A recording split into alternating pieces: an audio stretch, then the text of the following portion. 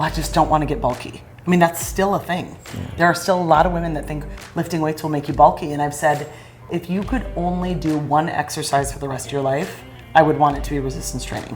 And I say, if you put me on a deserted island and you tell me that's the only thing I can do, I want resistance bands and I need the ground so I can do push-ups and do body weight exercises, because that's what I would do. I wouldn't be pounding out time on an elliptical or a treadmill. I do enjoy those things, but they are supplementary to my resistance training workout. And that's because, this was something I talked about on the fitness panel today, the number one most important component of your metabolism is, of course, your resting metabolic rate. And your resting metabolic rate makes up 60 to 70% of your metabolism, and it is a direct result of how much lean muscle tissue you have on your body.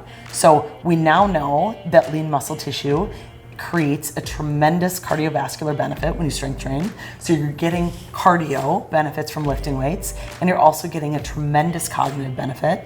So there's a lot of research on that. I know you've reported on that in the past. There really is no better way to spend your time in terms of exercise than lifting weights. And I should say lifting and lowering. Resistance training is really the way to say it. You get twice as much of the benefit, I think, from the lowering part than you do from the lifting. So strength training is really the term, not lifting weights. Right. Yeah. I love that.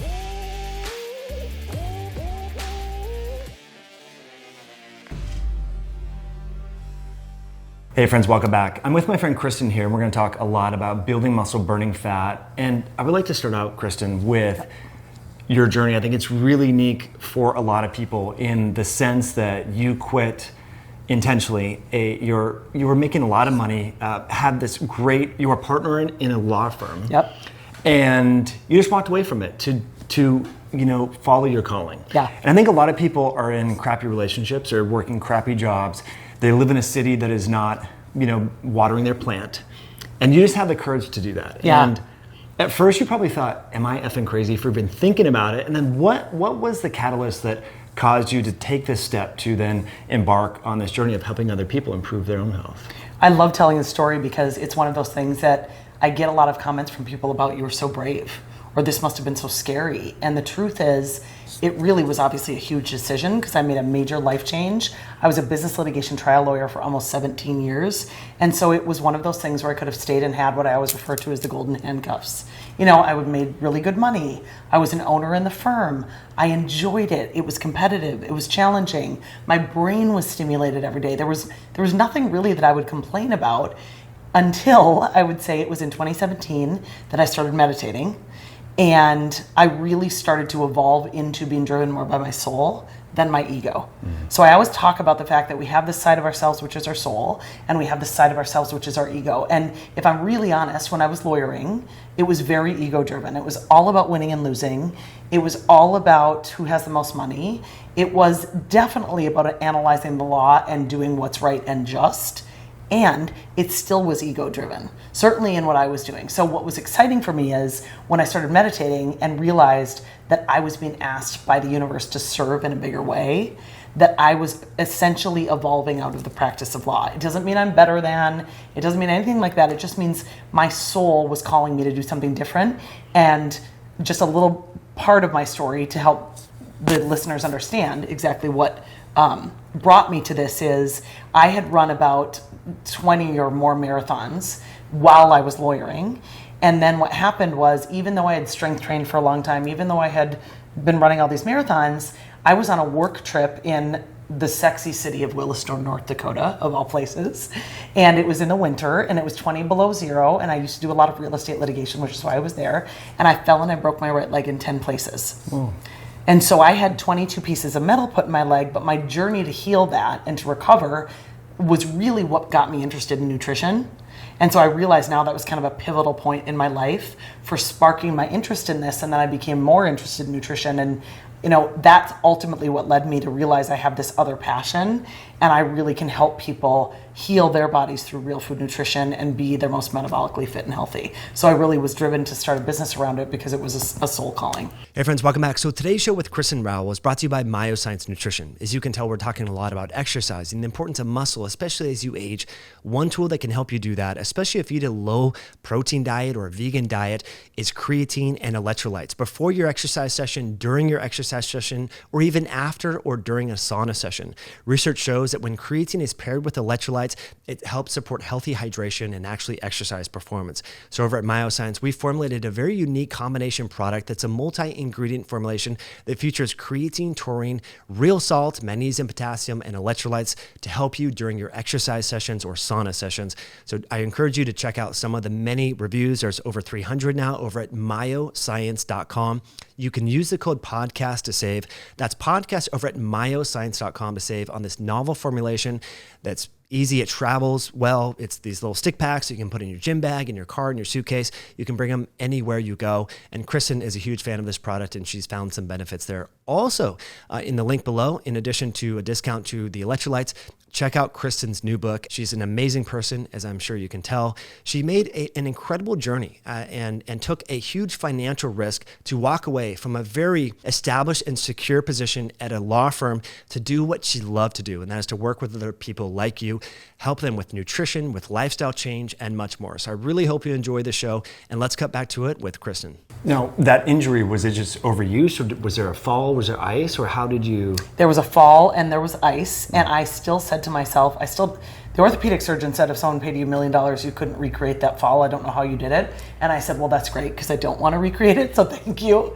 But being that cold and being on ice, and it was right off a curb, and I was in heels, I was in a suit, and when I fell, my leg snapped. It was just a very bizarre fall, so my leg snapped, and it also caused me to ask, how could I, someone who I thought was so strong, who had been lifting weights for so long, how could I have broken my bones that bad?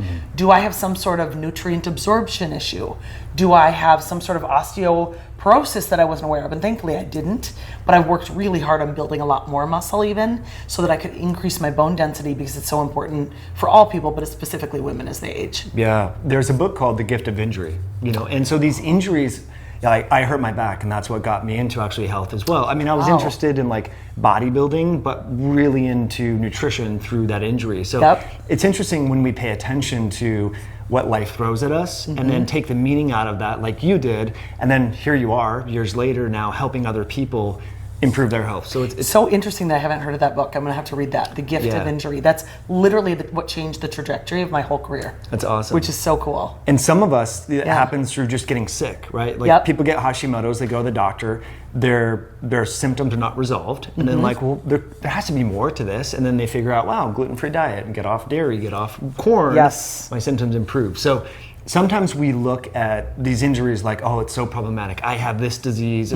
but it can be a gift, because it causes you to dig a little bit deeper. Yeah. Okay, so you had this injury, went timeline-wise, how many years, or then when did you get into meditation?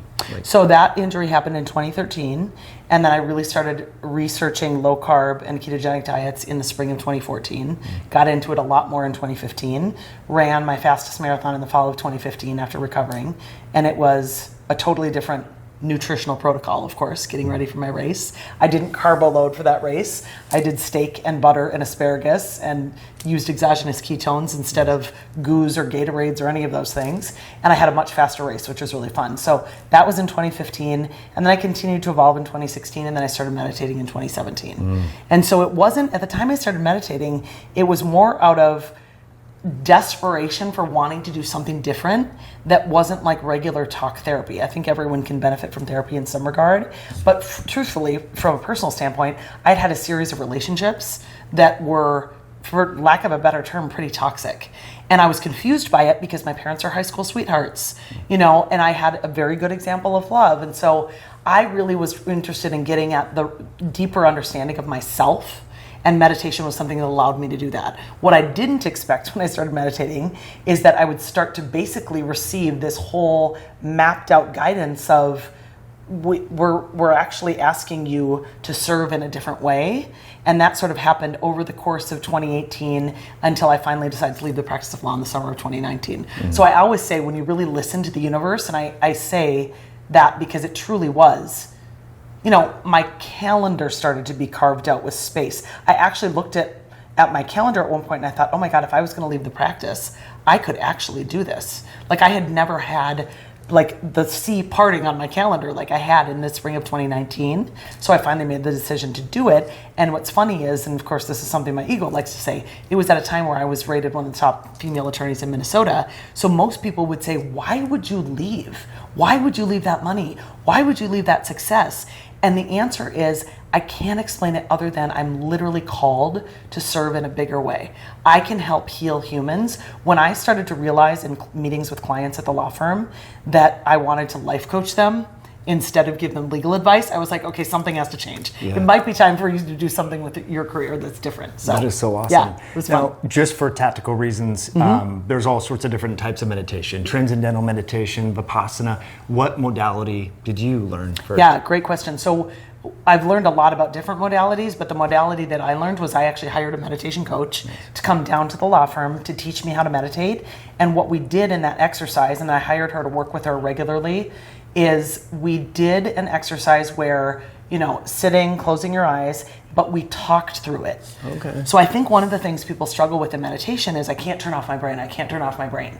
But what this was, is it allowed me to focus on doing something in meditation that allowed me to really get clear on myself. So for example, I would close my eyes and she would say, I want you to picture out of the bottom of your feet are 2 branches coming down, or trunks, like tree trunks. And those are like putting roots into the earth, and you're going all the way down to the center of the earth, and your branches are stretching out and grabbing nutrients from the soil, and you're pulling those up into your body, and you're opening your crown chakra, and you're connecting to your higher self. And so it was really moving energy, and we were talking through it, and it felt very powerful for me. And so then what I committed to is I said, if I'm going to hire this person to teach me how to do this, I also have to do it on my own. So all I did was use the Calm app. Nice. For 10 minutes. So I would use that at night before bed or in the morning. It really became both because I got excited about it. So I would do it in the morning and then I would meditate on my own at night. And that's all I would do, is I would just spend 10 minutes in the morning and 10 minutes at night really kind of talking myself through moving energy through my body, and then trying to be really quiet for at least a few minutes of it and just see if I could receive. That's awesome. I like that, because meditation is a hard habit for people to incorporate because they feel like they're not doing anything. And I'm one of those people too. Yep. One thing, and I want to ask you about this, is have you tried breath work before meditating? I mean, I've noticed, I wish that was talked about a lot more, because if you hyperventilate and retain that breath, then you're like calm, and then it makes the meditation so much better. But it's not. It's like there's separate. There's like silos in conventional medicine. Like the endocrinologist doesn't talk to the neurologist or the gastroenterologist. Yes. And in medicine or health, the meditation people are like, no, breath work, no. We just need to sit there, and it's like we can blend these modalities together. So absolutely. So you make an interesting point, because I don't think I've ever used the breath work practice that I have to do that right before going into meditation, but it's a fantastic idea. The breath work that I do, I practice chi breathing, which is more of a 1 second in, 1 second out, 1 second in, and it tends to be just through the mouth. So I have a breathwork instructor who taught me this protocol, and the reason I found them is they were really champion distance runners, and this is what they use to get even more efficient when they're running. So it's, and it kind of sounds like you're hyperventilating at first, but then it gets very, very deep. And most of the times when I do breath work, it's interesting. It'll be one of the things that allows me to really release emotion. So oftentimes when I do breath work, I cry, which is interesting. And so sometimes I resist it because I'm like, oh, I don't want to cry. And then I think, well, that's silly. Crying actually makes you feel so good. Yeah. Why do you resist it? So doing it before meditation is actually a great idea. I often find breath work to be very meditative because it gets you so still and you don't think about anything other than your breath. So I will try that next time. Yeah, I mean, it's something a lot of us have a hard time just being still, Yep. right? Because we know on our phone, we have calendars, we have obligations, we have emails, we have texts. So I found that to be helpful. But speaking of crying after breath work, I did the circular breathing technique. Yep, I've done that. That's amazing. It is. Holy it smokes. Is. Yes, it really is. And I'm trying to remember where I was first introduced to that. But it's a really intense practice. Yeah. Yeah, I didn't think I would be able to release, so to speak. And then I was just crying over nothing. And like, that was And it's not over nothing, but we think it is because we can't identify what it is. But it's something that you're letting go of. So it's like, let it go. You asked also about different kinds of meditation. My understanding about transcendental, which I know a lot of people use, is that is more of a control modality. So for people who need rigidity, transcendental can be more structured and regimented for them. And that concerns me for me, because I can see how then I have to do it perfectly every time. So I try to meditate more intuitively. I try to sometimes just go for a run and not bring my headphones, so that I can just be meditative outside or on a walk with the dogs or something like that. I love that. Yeah. Yeah, I mean, I think people like the transcendental because you focus on the mantra. Yes. Right? Or Yes. Vedic meditation, you're given a mantra, you just repeat it. It gives the monkey mind something to do. Yep. But if you can do that in other ways, more power to you. I think that's fantastic. Agreed. Okay, so you have this injury, learn about nutrition, then you get a meditation coach, which is, I think that's a great place to sort of pause and underscore, you hired a coach. Yes. A lot of people, and bless their hearts, watching or listening on Instagram, whatever, they want free stuff on the internet. Yep. And I get it. Like, it's a great free tool, but when you financially commit to something, you get more value out of it, and it's a better energy exchange. So I love that you... I love that you just said that, because I say this all the time. Money is just energy. That's all it is. So when you invest in something, and if I wanted to learn, I don't speak French. If I wanted to learn French, I could hire a French instructor and I'd probably learn it a lot sooner. Or, of course, I could do Rosetta Stone and teach myself. But there's something about the energetic exchange of paying a coach and being accountable to another human that allows you to learn something better. So when I did my first bodybuilding show, I hired a posing coach. I actually hired someone to do my nutrition because I was learning a new language.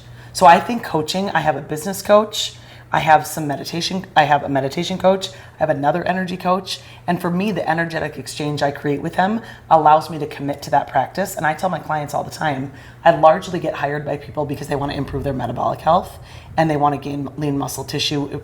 To me means gain lean muscle tissue and lose body fat. And so many of them have done, let's say in the past, Weight Watchers, or something I've heard of called Noom, or there's these other programs. And I'll ask them, I'll say, have you ever reflected on why you might not have been successful with that? And what we'll ultimately get to most of the time is they haven't invested in it. So they're not going to put any energy into it because they haven't made a financial investment. And I'm not saying you need to spend thousands of dollars in order to lose weight, but I really challenge people to think about having the accountability and having a coach or a trainer or some mentor who's going to really, really keep your feet to the fire when it gets hard, because change can be hard for people, can make a huge difference. It's huge because we're talking about changing habits. Yes. And there's emotion there, there's trauma where we self-medicate with certain foods. And so, you need that accountability partner so that when you can eat the cheesecake or have the cookies, you're like, no, Coach Kristin is going to tell me, like, we're going to look at my blood sugar levels and she's going to see in my NutriSense and my glucose went up and say, hey, what did you do? Yes. So having that accountability is key. And I just bring this up because, again, and I love the comments that I see on Instagram or YouTube. I know you get them too, but you get the direct message, hey, Mike, just real quick. And it's like a life history of all their diseases and stuff. Yes. It's like, first of all, you're not respecting my time and how I don't know you yet. Like, this is why hiring a coach, hiring a nutritionist to help is key. Yeah. So just wanted to mention that. Okay. So you started to meditate, you started to get the universe was speaking to you. You started to realize, like, I need to walk away from my job. At first, were you like, that's crazy to even think that? Or were you like, no, this is what I'm going to do? Like, It's an interesting question. So at first I would say there was a part of me that was like, well, how could I actually do that?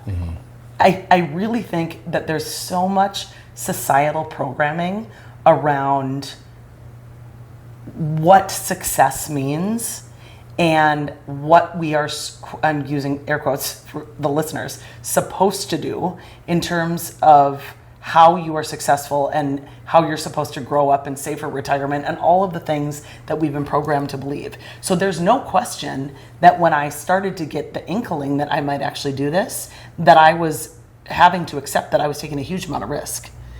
And I also came back to over and over and over, the only thing I would be betting on is myself, right? So if I'm betting on myself and I trust myself and I really trust the universe, it's actually not that scary when you break it down that simply.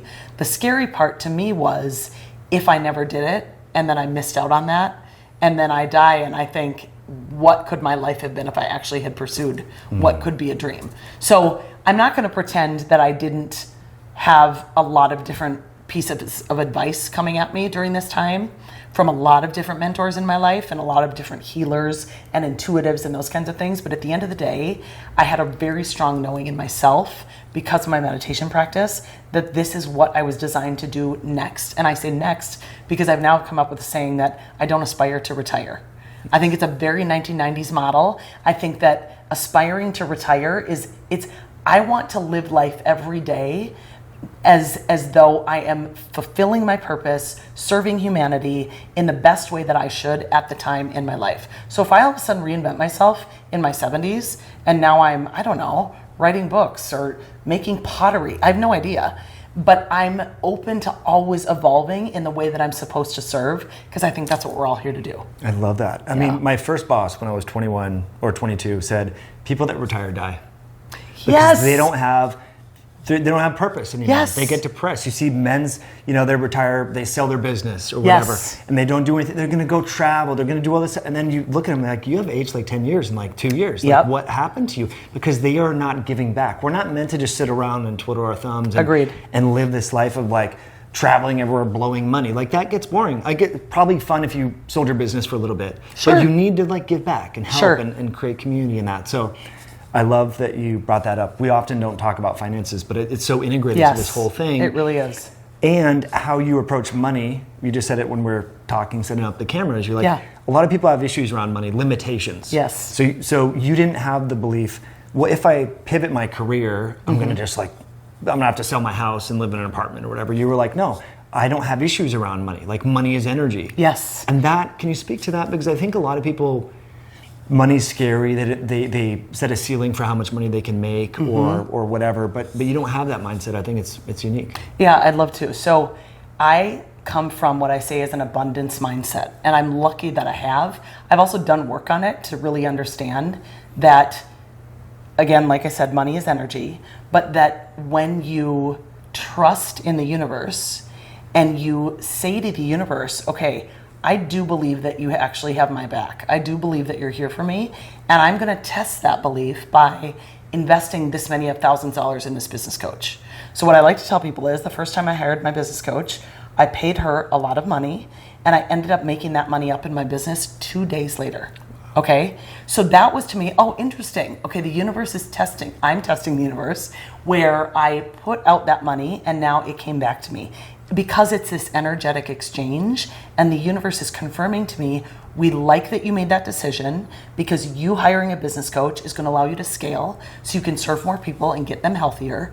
And so we're going to reward you by confirming the kinds of things that you are doing financially are exactly what we are supporting. Now, I'm not going out and spending frivolously. I'm doing things where I'm investing in the business and I'm making decisions based on, I think this would be a really good move. And then it's coming back to me in the business. And it's really just, if you think of it as the ocean tide coming in and going out, it's always consistent. It's always coming back. There's really nothing to be afraid of.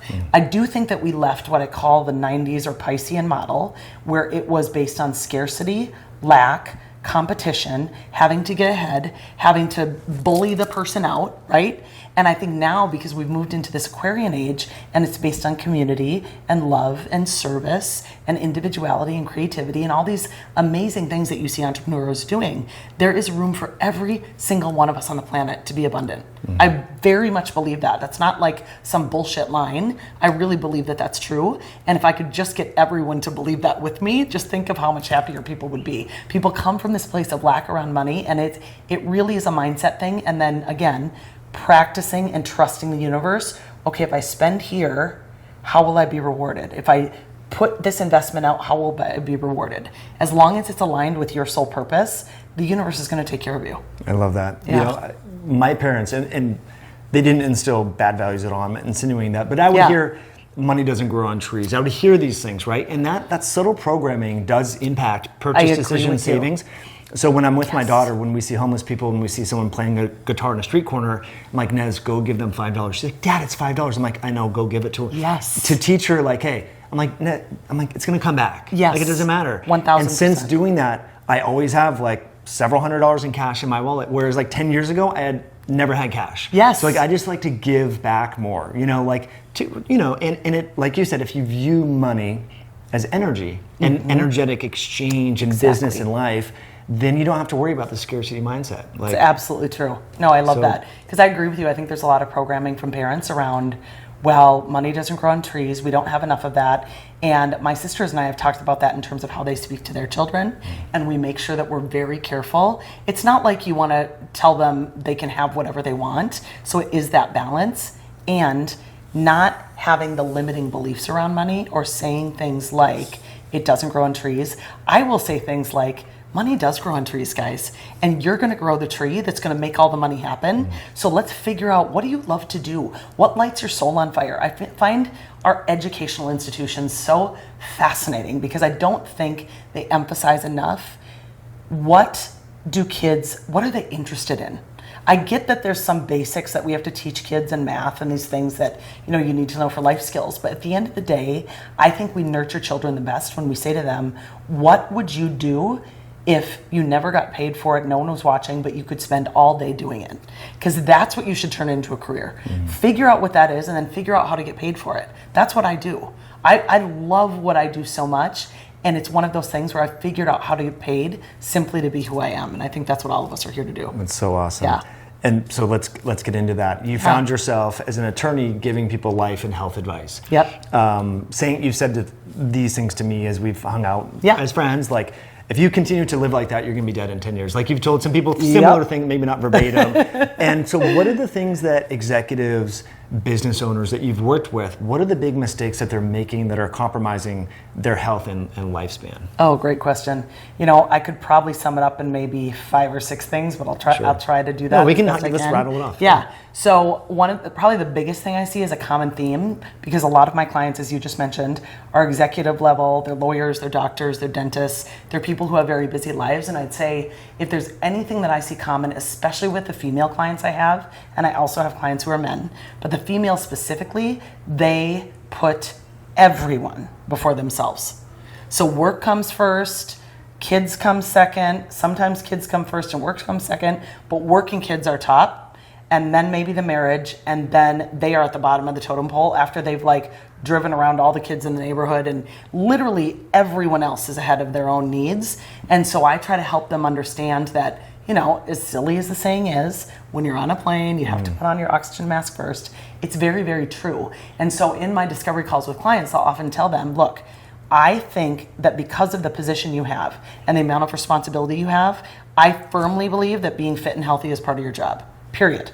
And I'll say it to anyone who will listen to me. And the reason I think that is because when you are metabolically healthy, you are happier, you're in a better mood, you have more energy, which means you show up for everyone in your life better, you are a better boss, you serve your clients better, you're a better spouse or partner, you're a better parent. You name it, everything in your life gets better. So I have to work very hard with some of my clients on not waking up and immediately sitting in front of the computer and getting away from the computer at 9 o'clock at night. I mean, it is horrifying how little some people move when they're very married to their job. So that would be a big thing. I'd say the other thing is, because I have so many clients that are in a sympathetic state all the time, a bear is chasing them, it's fight or flight, they're not doing things to calm their central nervous system. I see a lot of stomach acid insufficiency in terms of their diet, so their digestion is poor. I see them eating a lot of to-go foods. I see them eating a lot of DoorDash, Uber Eats, not preparing meals, not having meal family time, because they're in such a survival, go from one thing to another. So those are kind of some of the common things. I'd say that I've been surprised by the level of pharmaceutical prescriptions in our society today, and I don't judge anyone for that because I can't interfere with that in terms of my practice. I'm a nutritional therapy practitioner, and I just try to open people up to, look, if you talk to your doctor about this, maybe just consider asking, what are some of the side effects of this medication that I'm on? Because it's not something that people really ever ask about or are told. Right. So we'll have those conversations. And then I'd say another thing, just in terms of the blood sugar dysregulation and the adrenal fatigue, I think I spend most of my time talking about stomach acid and blood sugar regulation with my clients, because it's a real problem. Because, I was raised in a generation, and I'd say most of my clients were, where everything is about snacking and carbs and 100-calorie packs and what's the pack to go. And I mean, you name it. I could talk about that. You and I could talk about that for hours. But I'd say that reprogramming people when it comes to food and nutrition is one thing I spend a lot of my time doing. That's huge. Yeah, I know that was a long, windy great. answer, but I hope that was helpful. I have little sticky notes mentally on some of those things. But the big thing is the overarching theme here, and this seems to be, I see this with my female clients as well. Yeah. Is it biologic? Why do women compromise their health for other people? Is it just innate, or is it a societal construct? It seems to be common. You know? Yeah, it's a great question. I think it's probably a combination. Yeah. But I do think that our society has like somehow either rewarded or at least created a culture of that people pleasing is what women are supposed to be. And I just don't think that's right. Yeah. And I hate using the terms right or wrong because everything just is. It's not good, bad, or otherwise, it just is. And I would say that if I could get women to open up to one thing, it's really starting to reframe what is actual kindness. And that is, in many cases, saying no and meaning it and not giving a reason. I always say one of my favorite books is, I want to say it's something like, no is a complete sentence. Or when I say no, I feel guilty. When I say no, I feel guilty. And I had a mentor of mine tell me one time, she said, I didn't even read the book.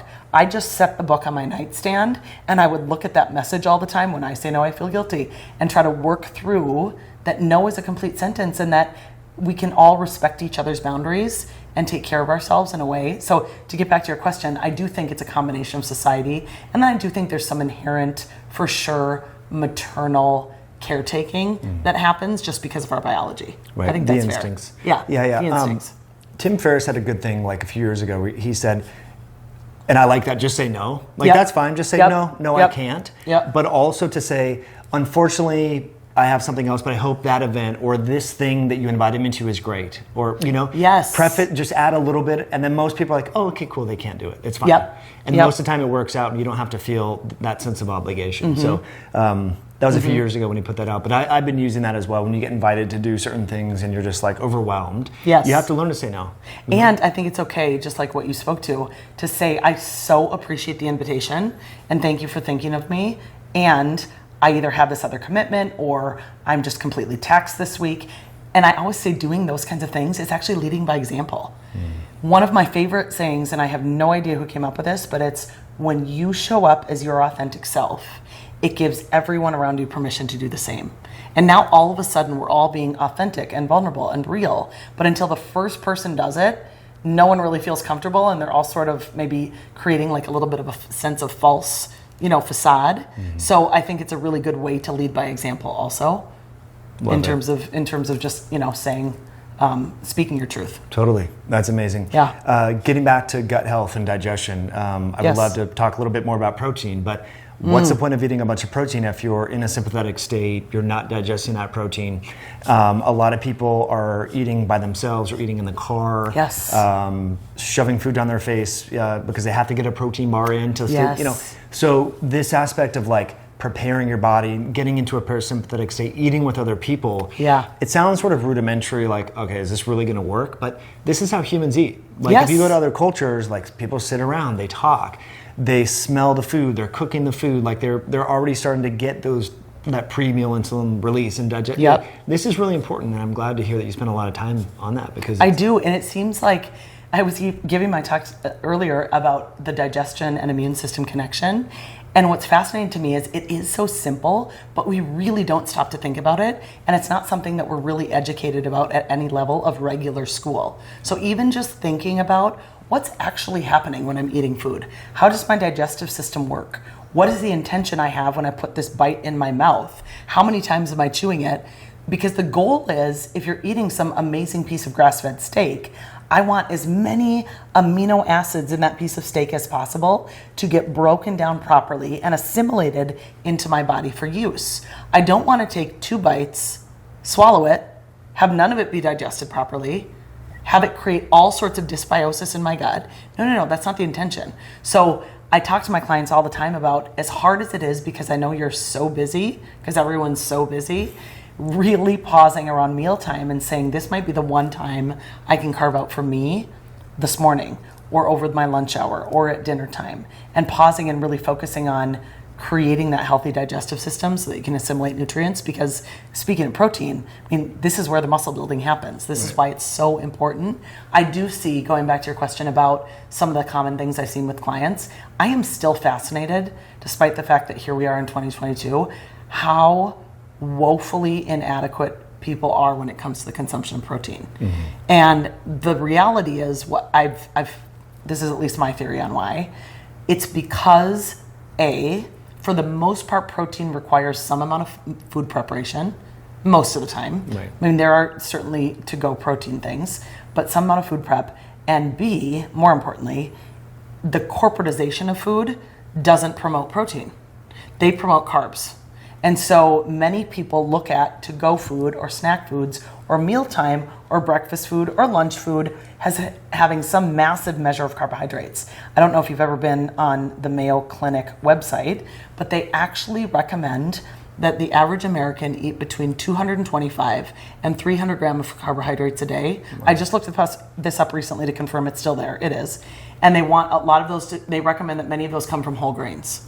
And I totally disagree with that recommendation because it's too much energy for most people with their sedentary office lifestyle to be able to actually utilize in their body. There are select humans that can eat that much carbohydrate who are very, very, very active and who have very active jobs and who might burn through that amount. But the reality is from a cognitive standpoint, from a blood sugar regulation standpoint, from an inflammation standpoint, it's so much better to be really reducing your consumption of carbohydrates and focusing on a lot of protein and healthy fats. So I work on that with my clients all the time. That's huge. Yeah. Agree 100%. So when you go to a restaurant, a lot of women, I still see this, I went out to dinner by myself last night. A lot of women, the healthy thing to do is to have like the Cobb salad with like a little bit of chicken breast or some whole eggs. Right. I'd imagine that's probably not your choice. And No. so what do you order, like when you go out with your girlfriends or go out on a date or whatever, Yep. what are you going to order? So my go-to order is steak with a side of vegetables and then a little bit of butter or olive oil. That's what I'm always recommending to my clients. Sometimes it'll be salmon, sometimes it'll be chicken, but I'm not looking at the salads. Those are like a last resort for me. I'm looking at what are the entree meals that have some sort of meat or some sort of fish with a side of vegetable. I always say no potato because typically things come with French fries or potatoes, so I'll say no potato.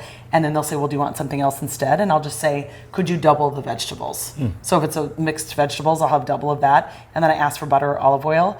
It just depends on the restaurant, but I get nervous that olive oil at restaurants isn't really olive oil, so then I tend to go for butter or some sort of fattier cut of meat. Nice. And that's typically what I order. So what I tell my clients is prioritize protein, fill in with fat, and then carefully add carbs. I will say after reading Glucose Revolution by Glucose Goddess, who I adore, I've kind of modified that a little bit now because she really recommends, and I've tested this with my NutriSense continuous glucose monitor, fiber first.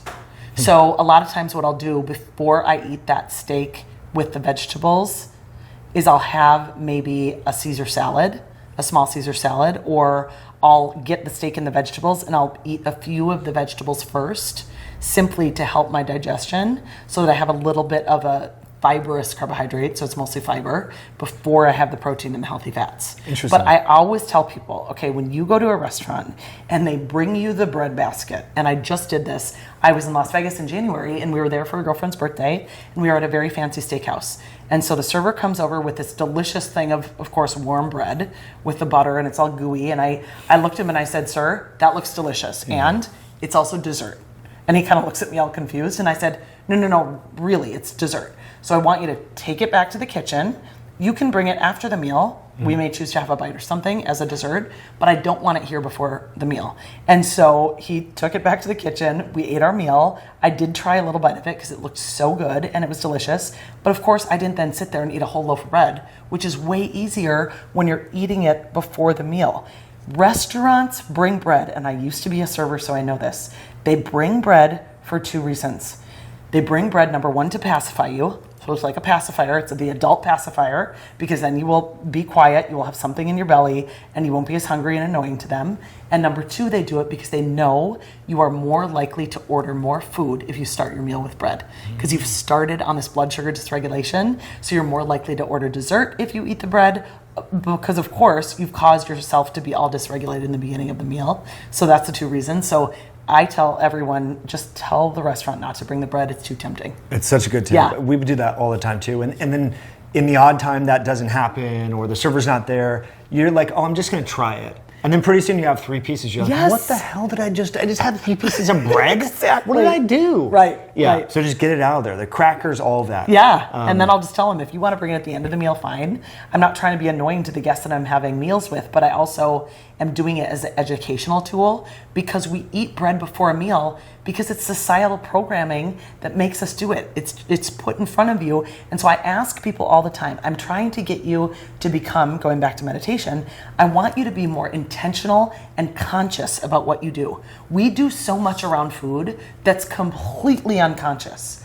I tell a lot of my clients, I'm like, have you ever thought about why you pick those things off the shelf at the grocery store? It's probably because your mom did. Or it's probably because you've always bought those things. You don't even know why you're doing it. Your kid's asking for it, you're tired, you had a busy day at work, you're at the grocery store at night, you created this environment of, now you're just gonna have all this stuff in your cupboard, and all of a sudden, your cupboard is filled with Cheez-Its, Honey Nut Cheerios, Oreos, and all sorts of garbage that gives no one in the family anything that their body actually needs. And so we have to work a lot. I always say I'd like to do exorcisms on clients' cupboards and refrigerators. And I've actually gone over to homes and done that and been like, there's nothing in here that you need. We gotta throw it all away. It's a lot of people need that. Yeah. I mean, even sometimes in the health space, you're like, what, you eat that? You know, Yes. I love people watching at the grocery store, especially amid COVID and all the safetyism talk. And then you see the grocery cart, Chips Ahoy, or you're like, really? Come on, we could do better. But you're right, it's a habit, you know, because you go there because you're like, oh, I had it last time, so or my little my son likes the Chips Ahoy, so I'm gonna get it. And I don't eat them, but of course when they're there, the mom or the dad eats them. If it's there, you're gonna eat it. Absolutely. And the other thing is, it also, in defense of all of these humans who are grocery shopping, it is a lot of really good marketing that gets us. The number of clients that I hear say to me, well, but I did buy whole grain, or this does have a lot of added fiber, or this particular thing is low sugar. It's fascinating how much the marketing, which by the way is brilliant by many of these corporations because they spend millions of dollars on it, really does program brains to think that what they're doing is healthy. I don't think any mom wakes up and is like, oh, I want to feed my kids poison today. Of course not. They're doing the best they can with the information they have, and that's why what you do and what I do is so important in terms of helping people understand real health and real nutrition from a we don't have an agenda. Right. Our agenda is to get people to be healthier. So if that's an agenda, so shoot me. I mean, I'll take that agenda any day over having to do this in terms of like profits over people. It's such a good point. Yeah. I mean, I'm tempted to, if I see a cookie or something that says organic, I'm more inclined to buy it. 1000%. And Same. because it says organic, I'm more inclined to eat more because I make this concession. Oh, it's organic, it's gluten-free, it's still a freaking cookie. Yes. Right? And so there was a study actually that found that when subjects are presented with 2 different options, one that said organic trail mix, they're the same trail mix. One that said like high sugar, everyone ate more of the healthy stuff because it had this perception of being healthy. So we need to be aware of that when we're buying gluten-free stuff. And when gluten-free became a thing in the early 2000s, I was crushing muffins in this because I'm like, it's gluten-free. It's still a muffin. Yes. Right? So funny. And I walked into, after working out this morning, I was walking back and past a Trader Joe's. Yeah. And I don't often shop at Trader Joe's. I'm kind of a big Whole Foods person, but I went into Trader Joe's because I was like, what do they actually offer here? I hear clients talk about it. And the first thing I noticed as I was kind of going into the produce section is they have this whole section of all this dried fruit. Have you seen this? Mm-hmm. Okay, so I picked up a bag of it because I was like, what's actually in this stuff?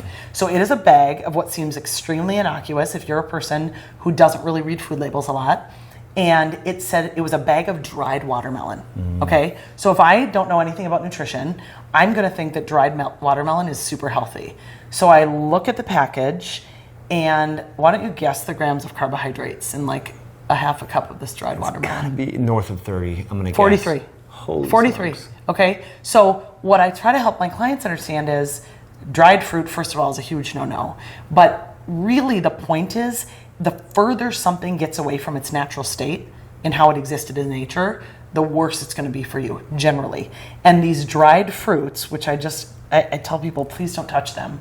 It is the actual natural state with all of the fiber removed. And the fiber is, of course, what you need and what slows down the blood sugar response because it slows down the digestion. And so that's why those dried fruits, and I could laundry list a number of other things, but that was just something I thought about because I saw it this morning. Yeah, and even after a workout, you're like, that's too much for me. Of like, course. You worked out this morning. Yes. Yeah, for me, dried fruit, it's like candy. It's ice cream. Yeah. So you're like, okay, knowing that, you're Yep. gonna have a little bit. Yep. Just like you wouldn't crush a gallon of ice cream, or you shouldn't. But Yes. you'd have a little bit of dried fruit and like, okay, that's a little treat, but not gonna touch it anymore. But I'd also have it just as I would do the bread, which is at the end of a meal Yeah. that was prioritizing protein, filled in with fat, and carefully added carbs. So love yeah, that. it would be a tiny little sprinkle at the end, as opposed to right at the beginning to set you off on that blood sugar roller coaster. Right. Yeah. Great stuff. Okay, so I know you're into fasting, right? Yes. What does your normal sort of feeding window look like on a day-to-day basis? So it's changed over time. I would say I used to be one of these programmed start at noon, stop eating at 8. But what I've noticed is I've tried to go to bed earlier, kind of in that 9 to 10 hour instead of after 10. I do better if I stop eating at like 6 or 7. So I've really tried to move it from a circadian rhythm standpoint. And actually, Mike, your research and reporting on some of the research on this has been helpful for me, which is, and I tell this to clients all the time, look, if you can, in a perfect world, you would eat from 9 to 5 or 10 to 6 instead of noon to 8, because we really were designed to eat when the sun is out and to not eat when it's dark out. And of course, I live in Minnesota, and unfortunately for us in the winter, it is dark at what, 4:30? I mean, it's unfortunate how early it gets dark out. So I've really moved my eating window up lately, and I'm probably at more of like a 10 to 6 or 11 to 7 most days. But I feel like my body's happiest with 9 to 5. Yeah. And if I make sure that I eat a good amount of calories in that window, 6, 7, 8 o'clock rolls around, and I really don't need to eat and I'm not snacky, I can put myself to bed. That's awesome. Yeah. Yeah, I mean, I think it's cool that people get excited about fasting, but they end up just booking their day with a bunch of food. Yes. And going to bed Yes. in a full stomach, and it's just this vicious cycle, Yeah. poor digestion, all that. Now, you do periodic prolonged fasts. I do. I want to talk about that. What do. you've noticed, like with a 48-hour Yep. fast. So I have done, and I would say it's quarterly, but it really hasn't been because I missed the first quarter. So last October and now just in July, I did 72-hour fasts. And so the reason I do those is really I like the digestive reset. I like that you get some metabolic benefit. I really like that I feel like my blood sugar gets regulated so well that if I then have some deviations, which I just listened to Ellen Argon talk about this concept of hedonic deviation, which I thought was very interesting. So hedonic deviations in terms of, a sprinkles cupcake in Chicago with my niece for her 10th birthday, or some gluten-free deep dish pizza while I was there. It was very interesting to me how well I was able to manage my blood sugar, because over the course of 3 days, you absolutely deplete all of your glycogen stores. There's no question. And so this is why I talk to clients all the time about we store glycogen in our liver, we store it in our skeletal muscle, and when you have extra glucose in your body and those 2 storage tanks are full, now it's coming on as body fat. That's just how it works. So when I get my clients fasting, I tell them we really want to remind your body to get the glucagon, the hormone, of course, that opposes insulin, to come out of the pancreas, to go break up those triglycerides that are in your fat cells so that we can use that glycerol molecule for fuel along with those fatty acids. And so I tell every client, the number one thing that you're going to see in your work with me, other than your body composition improving, is your triglycerides number will plummet. And it will plummet because we're burning body fat off your body. That is a consequence of burning body fat. That's what's in your adipose tissue, is triglycerides. So that's always really fun. I know that was kind of a long answer in terms of the fasting, but I like the longer fasts. I think because I'm so lean and because I have a lot of lean muscle tissue, I have to be careful not to overfast. And so I've kind of learned that about myself. So I think maybe a couple times a year is plenty for me. And I incorporate it for some of my clients who are heavier, who have a lot more body fat to lose, because it really can be a superpower.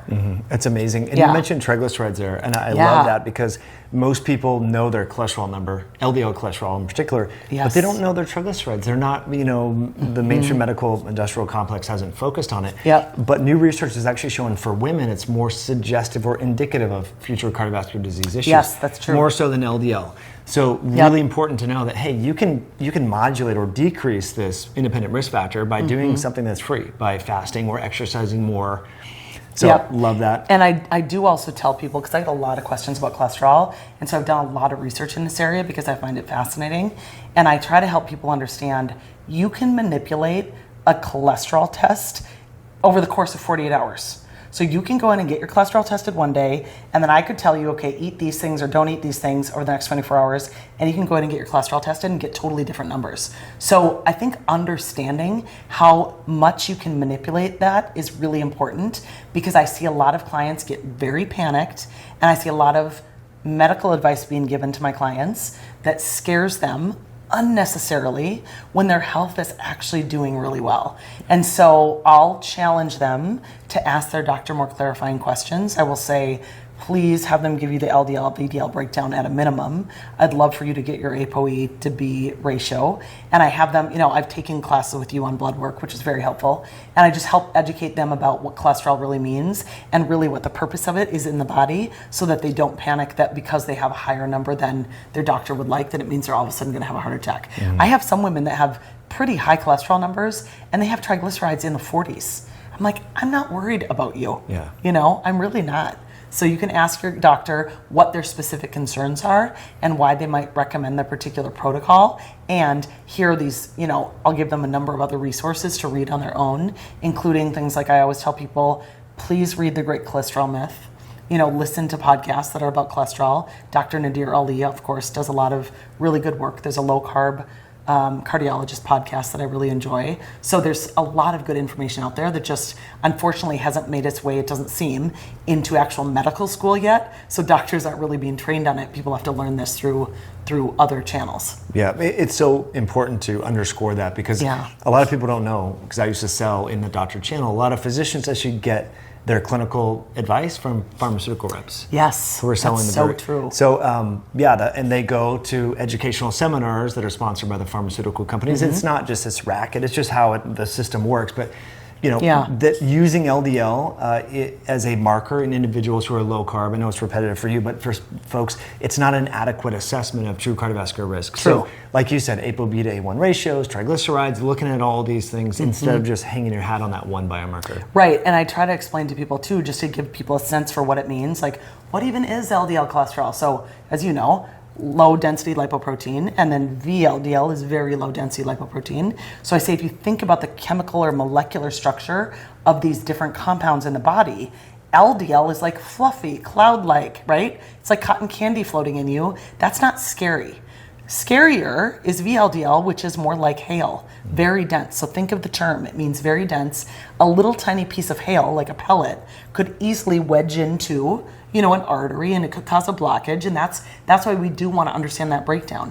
To me, any doctor who's recommending a statin and hasn't looked at that breakdown, or is just looking at a total cholesterol number, is arguably committing malpractice. I mean, I'm not giving a legal opinion on this, just to be clear, and I can't give medical advice on it, but I really challenge people to ask clarifying questions, because we now know, and there's a ton of research on this, statins are very correlated to, I'm not going to say cause, but there's probably research that would prove causation to dementia, certainly for sure to increases in your A1C. Yeah. So your blood sugar is going to go through the roof, and now the statin that you're taking is now having to be chased with something like metformin, and it becomes this unfortunate snowball effect that could have literally all be prevented with lifting heavy weights and eating more protein and healthy fats and less carbohydrate. Exactly. And let's talk about the weights, because that's an obvious aspect. You're into lifting weights. We were at the gym this morning, which is cool.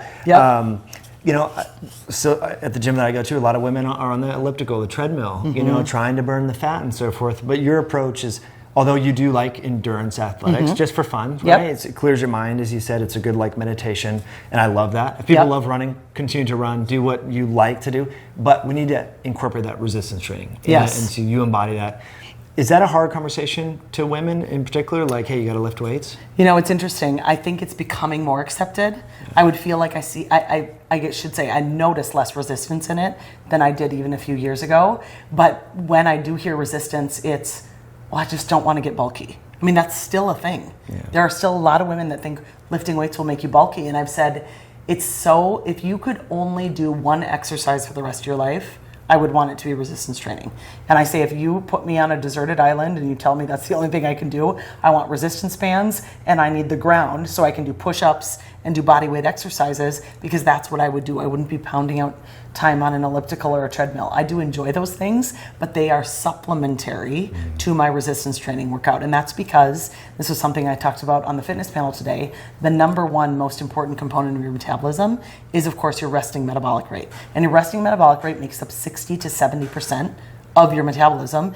And it is a direct result of how much lean muscle tissue you have on your body. So we now know that lean muscle tissue creates a tremendous cardiovascular benefit when you strength train. So you're getting cardio benefits from lifting weights, and you're also getting a tremendous cognitive benefit.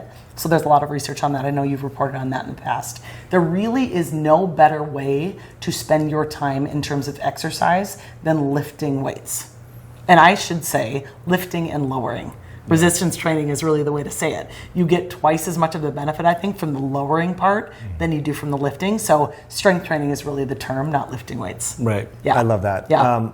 Tactically, you personally, because you have a great physique, it's obvious you take care of your body. How many days a week are you working lifting weights or doing resistance training, would you say? Yeah, so I'm strength training about every 72 hours. So every third day. So most weeks that means 2 days a week, and then every third week it's 3 days a week. So research shows that if you do a heavy, full body strength training session where you've really fatigued yourself, you've really worked to failure, which is what I do. So that'll take me 30 minutes and I'll go to total failure. Let's say I do that on a Monday. I would be my weakest on Wednesday. So I would not want to come back to the gym on Wednesday. I would want to come back and do a strength training on Thursday. Then I would want to come back on Sunday, then Wednesday, then Saturday, then Tuesday, then Friday, and then again on Monday. So that's sort of the routine that I'm doing. It's every 72 hours because the research shows that's the best way to build lean muscle tissue. And of course, we're not building lean muscle tissue when we're actually doing the bicep curl. We're building lean muscle tissue when we're sleeping. We're in that quality deep sleep. And so when I think back to all of my years of lawyering, I was so horrible to my body in terms of sleep. I used to say stupid, embarrassing things like you can sleep when you're dead, because I was so busy working, and I did focus on exercise at the time, but sleep was a big missing component, so that's another thing I work on. I really ask any of my clients who are willing to get Oura rings so that I can help track their sleep with them, and then help work on their steps so that we're focused on sleep, quality resistance training exercise, and movement. That's steps. awesome. Yeah. That's amazing. So your workouts are full body. That's what you like to do. They are, yes. I didn't used to. So when I was in law school, I remember I would be upper body Monday, lower body Tuesday, upper body Wednesday, lower body Thursday, and then I would do all this cardio on top of it. Well, I learned real quick when I started practicing law, I was not going to have time for that. You know, my work demands were too significant. And so it was sort of the perfect storm of a particular gym had opened in my area that was really promoting this lifting to failure, science-based strength training. And so I did my first workout there in November 2007, and I was hooked on the modality because it was so efficient. Yeah. I really liked the efficiency of it. I really liked that I felt hormonally even and dopamine release wise better than I ever had doing any other kind of strength training. And because of the efficiency of it, it just was very fun for me. I thought, oh my God, I can come here at 5:30 in the morning, be done lifting at 6 a.m., run home quick, get ready for work. It was very, very efficient. And so I was able to do that. And I've just stuck with that twice a week, or rather every 72 hours ever since. That's awesome. Yeah. I mean, that's very approachable because I like to train 4 to 5 days a week. Yeah. Most people are like, dude, that's way too much. You're just not going to do that. Yes. But there's really no excuse to not do what you're doing, especially if Agreed. people are like worried about their time efficiency or whatever. Yeah. That's amazing. So when people say, well, how do you actually do that? I mean, I couldn't do this on my own, this challenging, without personal trainers. So I choose to work with trainers, and it's the accountability, and it also is what I was saying earlier about this concentric eccentric movement.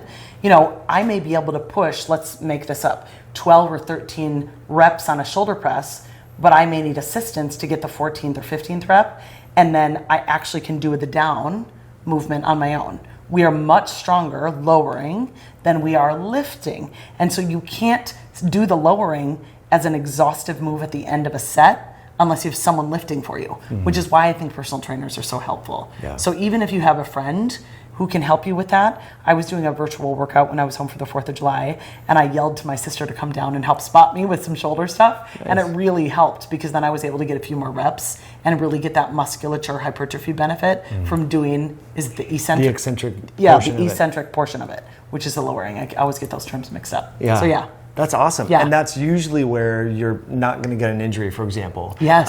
Some people, for a deadlift or other movements where you're doing a heavy concentric, sometimes people get hurt. Yep. I think that's awesome. It's really funny too. People make fun of the way I strength train, but I do a lot of it with all machines. Yeah. I mean, I do a little bit of free weights, but I use a lot of machines, and you can get a tremendous benefit from working with Medix equipment, Nautilus equipment, if you're working really to heavy degrees, to total failure, and really building that lean muscle tissue. I see a lot of people that go to the gym and frankly just waste a lot of time. Yeah. And I don't judge them because they're doing the best, that they know at the time. And I really challenge people, if they've been strength training for a long time and they're not seeing results, ask yourself if you're really if you're really challenging yourself. Are you really actually pushing yourself to failure periodically? It doesn't have to be every workout, but periodically, so that you can build more of that lean muscle tissue, which is going to help you age well, improve your cognitive function, and certainly do wonders for your metabolic health. I love it. So it's been 15 years you've been weightlifting. Yeah. You still haven't gotten bulky yet. I know. When is that going to happen? What I always say to women when they're all paranoid about that is I said, listen, I'd have to make you eat 6,000 calories a day and probably give you anabolic steroids on top of it for you to actually get bulky. That just doesn't happen naturally to most women. Mm-hmm. It's really, really a rare case of someone that can massively put on lean muscle tissue. And because I'm also writing and preparing meal plans for them and dialing in their protein, fat, and carbs correctly, and not having them, of course, eat 5,000 or 6,000 calories, they're going to lose body fat and gain lean muscle tissue, which is the ultimate goal of improving metabolic health. And I see it in my clients every single day. I laugh when people say you have to have this whole bulking phase and then you cut. I never do that. I gain muscle and lose body fat at the same time personally, and so do my clients all the time. Yep. It's a thing. It's all about strength training intensely and really focusing on those macros and not overdoing the carbs, which you just store as energy. Right. I love that. And then when you did your bodybuilding show, were you still doing the same regime, or were you doing more volume then? I really was doing the same regime. Wow, People cannot believe that I became a professional bodybuilder natural doing half an hour twice a week or 3 times some weeks. Wow, that's impressive. Yeah, it's really about the quality. I say quality over quantity is key. I didn't have to do a ton of volume in order to get there. And it's also a testament to consistency is key. You've been strength training for many years. I've been strength training for many years. I tell people, don't give up on the process. It works for you. You just have to keep working at it. Your brain actually has a neurological adaptation period once you start a strength training program. I have some clients that'll drop a little bit of muscle at first and get so frustrated. I'm like, wait. You are in your 40s and you've never lifted weights in your life. Your brain is actually still trying to catch up with you and say, oh wait, wow, okay, she actually wants to build a bicep. And your brain has to connect that, and sometimes that can take several months for someone. Mm-hmm. But if you stick with it, it eventually will happen, and you will start to put on lean muscle tissue and drop body fat even faster. Yeah. So I tell people, please don't give up on that process, because it does work. Right. It really does. And it makes everything work better. Fasting better, blood sugar handling better. Yes, hormone balance, all of it. It's amazing. Yeah. Well, Kristin, we could probably talk for another 3 hours. True. I love where this conversation started, where it ended. Thank you. If folks want to connect with you, what's the best way to do that? Yeah, thank you. So I'm probably most active on Instagram, which is MN for Minnesota, MN Golden Girl. I have 2 golden retrievers, so I talk about them a lot on my social media. But my website is Energetically Efficient. That's the name of my business. Cool. And so I actually just rebranded and have a whole new fun website out. So I'd say that's the best way to get in touch with me. Heck you can book a discovery call directly on my website if people are interested in learning more about my coaching. Amazing. Yeah. Well, I really appreciate talking with you, having this opportunity, and sharing such great information and all the good vibes that you put out there. So keep it up, and I want to thank you all for listening all the way through. Thank you for hitting that like button. Thank you for subscribing. And I'll put links to Kristin's website and some of the studies that we mentioned in this conversation in the description below. Thank you so much for having me. Bye now. Thanks, guys.